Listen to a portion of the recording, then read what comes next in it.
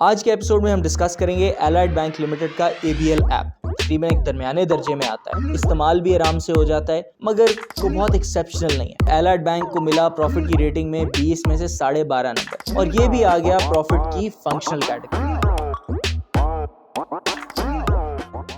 आज से 10 साल पहले अगर किसी शख्स ने अकाउंट खुलवाने के लिए बैंक चुनना हो तो दो चीज़ें सोचता था।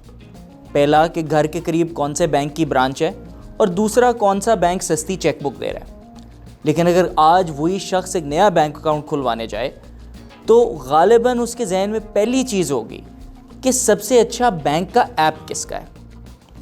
प्रॉफिट की इस सीरीज़ में हम मुख्तलिफ banking apps, EMIs, mobile wallets का तकाबली जायज़ा लेंगे और ये देखेंगे कि इनमें से सबसे अच्छा ऐप किसका है। इसके लिए हमने मुख्तलिफ यूज़र एक्सपीरियंस प्रोफेशनल और सीनियर बैंकिंग एग्जीक्यूटिव से बात करके एक रिपोर्ट कार्ड तैयार किया है। इस रिपोर्ट कार्ड में इन ऐप्स को मेजर करने के लिए ख़ास पैमाने रखे गए हैं। उनमें से कुछ हैं जी रिलायबिलिटी ऐप की, उसके अलावा गैस और बिजली जैसे बिल्स पे करने की एबिलिटी, आगे आ जाता है फंड्स का ट्रांसफ़र, मोबाइल टॉपअप और आखिर में ऐप का ओवरऑल डिज़ाइन।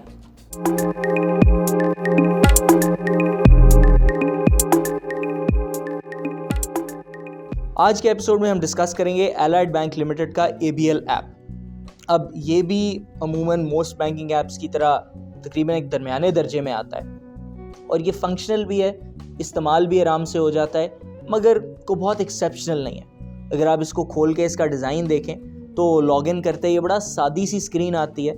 ऊपर एक एलाइड बैंक का बैनर सा होता है, कॉर्पोरेट कलर ऑरेंज इस्तेमाल हुआ हुआ है, लेकिन बहुत ज़्यादा ढोस के नहीं हुआ हुआ, जो कि अच्छी बात है। ऊपर आपका नाम लिखा आता है, व्यू बैलेंस का ऑप्शन आता है, और उसके नीचे तकरीबन को 9 टाइल्स फ्रंट पे इमीडिएटली आ जाती हैं। इनमें पहली 2 हैं पेमेंट्स, जिसमें यूटिलिटी, एजुकेशन फ़ी, गवर्नमेंट, ये सारी आ जाती हैं, और ट्रांसफ़र और रास्त की ऑप्शन आ जाती है। और थर्ड नंबर पे मोबाइल टॉपअप है। यानी कि एक जो अच्छी चीज़ उन्होंने की है कि 3 जो मेन फंक्शंस इस्तेमाल होते हैं वो सबसे सामने रखे हैं, और इसके अलावा इन्होंने इसके अंदर डिटेल्स भी दिए हैं कि हर ऑप्शन में क्या आपको मिलेगा।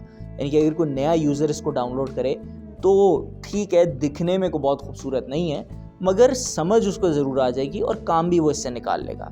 इसी तरह ट्रांसफ़र के ऑप्शन में आप देखें तो transfer funds to any bank accounted person लिखा हुआ है, जिससे बहुत ज़्यादा वाजे होता है कि भाई इसका चक्कर क्या है, इसने इस्तेमाल क्या है। उसी तरह मोबाइल टॉपअप में make prepaid and postpaid payments का ऑप्शन है, यानी कि everything is laid out very clearly, और इसकी वजह से ख़ास तौर पे नए यूज़र्स को बहुत फ़ायदा है।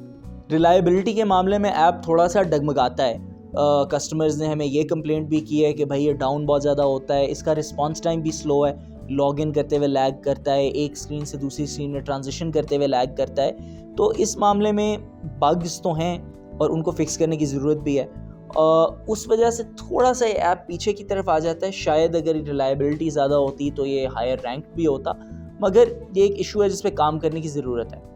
अगर इसके फ़ंड ट्रांसफ़र के ऑप्शन की तरफ हम आएँ, सबसे पहला ऑप्शन है, इसको आप क्लिक करते हैं। अगर आपके एग्जिस्टिंग पेज ऐड हुए हैं उनको पे करना बड़ा आसान है। सिंपली हर अकाउंट के साथ एक छोटा सा पे का बटन लिखा हुआ है, आप उसको दबाते हैं, अपनी अमाउंट ऐड करते हैं और पेमेंट हो जाता है। मगर एक बार फिर सबसे बड़ा मसला होता है नए पेई को ऐड करने में।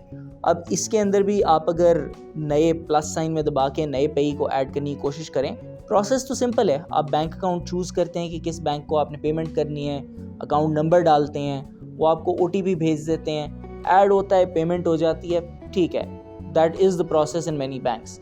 मसला ये है कि अगर आप इसके ऑप्शन को देखें तो थोड़ा क्लंकी सा लगता है, ओल्ड फैशन लगता है, और वक्त ख़ास तौर पे बहुत ज़्यादा लगाता है। ये सब मसले मिल मिला के ओवरऑल एक्सपीरियंस को भी ख़राब करते हैं और फ़ंड ट्रांसफ़र के ऑप्शन को भी उतना स्मूथ नहीं बनाते जितना इसको होना चाहिए। अब ये ऐप इंट्यूटिव तो है, इस्तेमाल करने में भी आसान है, लेकिन जब काम ही उस तरह ना करे या जब दिखने में थोड़ा सा ज़रा एवरेज सा लगे तो वो वाली बात नहीं बनती। अगर हम इसके अंदर बिल पेमेंट और मोबाइल टॉपअप की तरफ आएँ तो दोनों ऑप्शंस मार्क तो बहुत वाज़े तौर पे हैं। फ्रंट पे 2 टाइल्स हैं जिनके अंदर एक तरफ आप यूटिलिटीज़ पे कर सकते हैं, दूसरी तरफ आप अपना मोबाइल टॉपअप भी कर सकते हैं, प्रीपेड पोस्टपेड दोनों। आप पैकेजेस को भी सब्सक्राइब कर सकते हैं। सब कुछ काफ़ी स्टैंडर्ड है। हाँ, वो वाला मसला है कि नया पे ऐड करने वाला सिलसिला यहाँ पे भी होता है, मगर एक दफ़ा आपने को बिल ऐड कर लिया, आपको मोबाइल नंबर ऐड कर लिया, प्रोसेस रिलेटिवली सिंपल है। एक बार फिर जहाँ पे ये मार्क आता है वो इसके रिलायबिलिटी के इश्यूज़ हैं। ऐप क्योंकि लैग करता है, क्योंकि स्लगिश है, क्योंकि काम नहीं करता उतना अच्छा, तो पूरे प्रोसेस में ही बिल्कुल जान ही नहीं है। अगर हम प्रॉफिट की रेटिंग की तरफ आएँ तो रिस्पॉन्स टाइम और रिलायबिलिटी के मामले में इस ऐप को मिल रहे हैं 5 में से 2.5 नंबर, और बिल पेमेंट और मोबाइल टॉपअप में इसको 5 में से 3 मिल रहे हैं। फ़ंड ट्रांसफ़र में भी 5 में से 3 नंबर मिल रहे हैं, और आखिरकार ओवरऑल डिज़ाइन में इसको 5 में से मिल रहे हैं 4 नंबर। इसका मतलब कि एलाइड बैंक को मिला प्रॉफिट की रेटिंग में 20 में से 12.5 नंबर, और ये भी आ गया प्रॉफिट की फंक्शनल कैटेगरी।